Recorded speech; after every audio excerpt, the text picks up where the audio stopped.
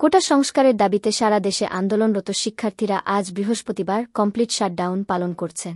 এই কর্মসূচিকে কেন্দ্র করে আইনশৃঙ্খলা পরিস্থিতি স্বাভাবিক রাখতে ঢাকাসহ সারা দেশে ২২৯ platoon border guard Bangladesh BGB মোতায়েন করা হয়েছে।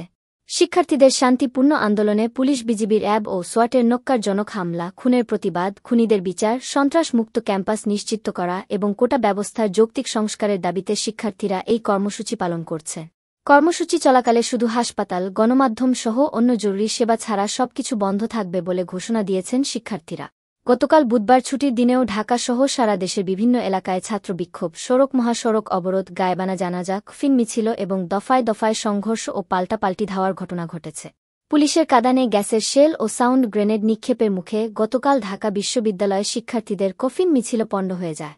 এ সময় পুলিশের সঙ্গে ছাত্রদের দফায় দফায় পাল্টাপাল্টি ধাওয়া ও সংঘর্ষের ঘটনা ঘটে। পবিত্র আশুরা উপলক্ষে সরকারি ছুটির দিনেও রাজধানী সহ দেশের অন্তত ১০টি জেলায় হামলা ও সংঘর্ষের ঘটনা ঘটেছে। এছাড়া অন্তত ১০টি জায়গায় সড়ক ও মহাসড়ক এবং ২ জায়গায় রেলপথ অবরোধ করে বিক্ষোভ করেছেন আন্দোলনকারী শিক্ষার্থীরা।